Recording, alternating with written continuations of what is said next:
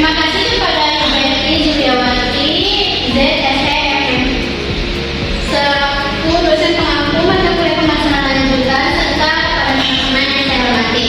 Pada kesempatan kali ini saya ingin memaparkan materi tentang pengembangan strategi inovasi produk layanan berorientasi pada kebutuhan konsumen. Semoga materi yang saya sampaikan bermanfaat. Di sini adalah latar belakang.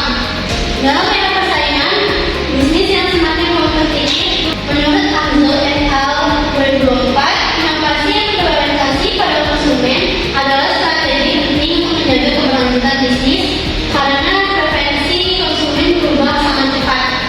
Oleh karena itu, perusahaan harus mampu memahami kebutuhan, perilaku, dan harapan konsumen secara mendalam. Di Indonesia, perubahan gaya hidup, perkembangan teknologi digital, serta meningkatnya kesadaran konsumen terhadap kualitas produk mendorong perusahaan untuk melakukan inovasi.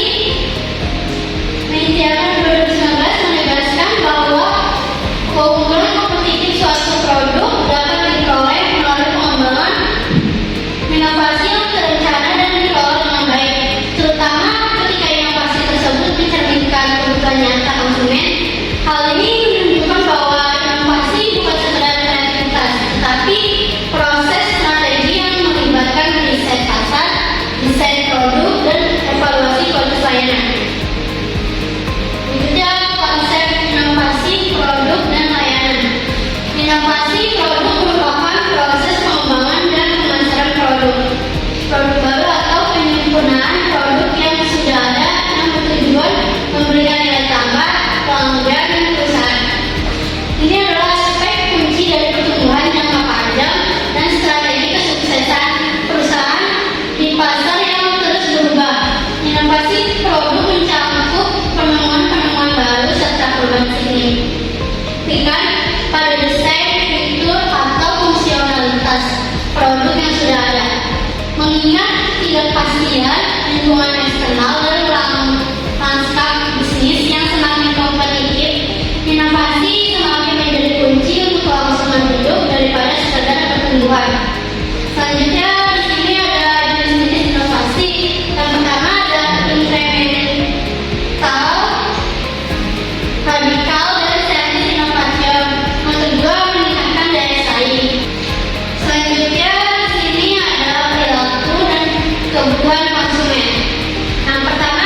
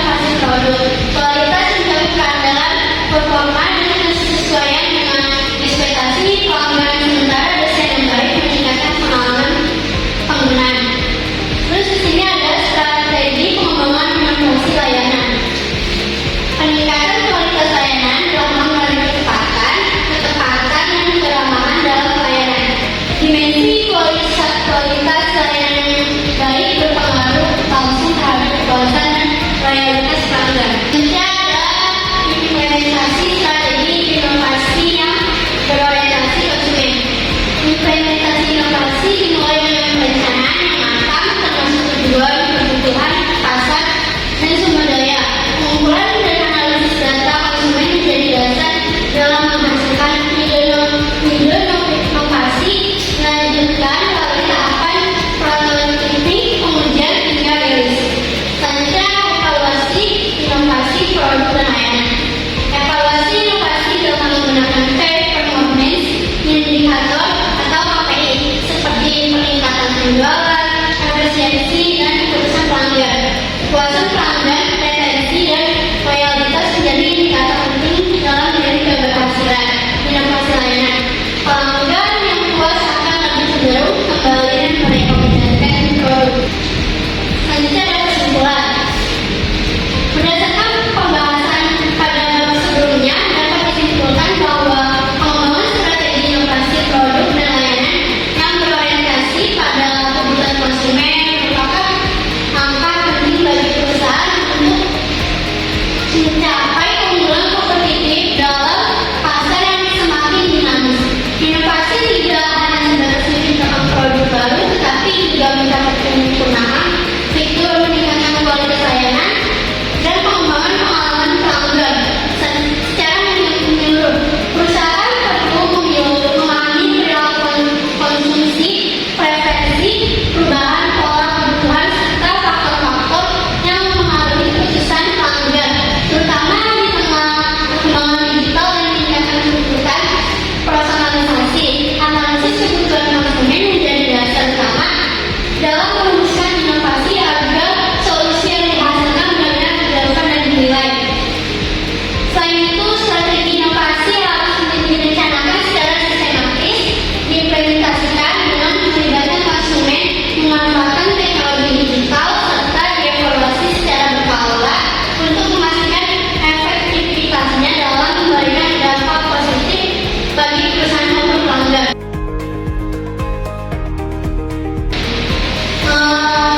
Baik, materi yang sudah saya sampaikan, ada pertanyaan? Ya, Pak. Perkenalkan, saya Ketua Maida. Jadi, terkait evaluasi inovasi, saya ingin bertanya, kenapa sih evaluasi inovasi itu perlu dilakukan secara berkala oleh perusahaan? Izin menjawab ya, Pak. Evaluasi inovasi perlu dilakukan secara berkala untuk memastikan bahwa inovasi yang diterapkan benar-benar memberikan dampak positif bagi perusahaan dan konsumen. Melalui evaluasi, perusahaan dapat mengetahui kekurangan inovasi, melakukan perbaikan, serta menyesuaikan strategi dalam perubahan kebutuhan pasar. Ada yang mau ditambahkan? Iya. Selanjutnya mungkin ada pertanyaan lagi? Ya, Kak. Oke, baik. Terima kasih atas kesempatannya. Perkenalkan, nama saya Alvin Tasya. Nah, di sini saya akan bertanya tentang perbedaan. Apa sih perbedaan antara inovasi inkremental dan inovasi radikal dalam konteks pemasaran? Oke, saya menjawab pertanyaannya, Kak. Jadi, inovasi inkremental adalah inovasi yang dilakukan secara bertahap dengan memperbaiki atau menyempurnakan produk yang sudah ada, seperti meningkatkan fitur atau kualitas. Sementara itu, inovasi radikal merupakan inovasi yang bersifat besar dan mendasar karena menghadirkan produk atau layanan yang benar-benar baru dan berbeda dari sebelumnya, Kak. Apakah Bapak Sudah cukup. selanjutnya ada apa yang mau nanya lagi? Ya, Kak. Perkenalkan, nama saya Ojel Julianti. Ingin bertanya, pertanyaannya, apakah personalisasi menjadi strategi penting dalam inovasi produk dan layanan pada saat ini? Oke, baik. Izin ya, Kak. Personalisasi menjadi penting karena konsumen saat ini menginginkan produk dan layanan sesuai dengan kebutuhan dan preferensi pribadi mereka.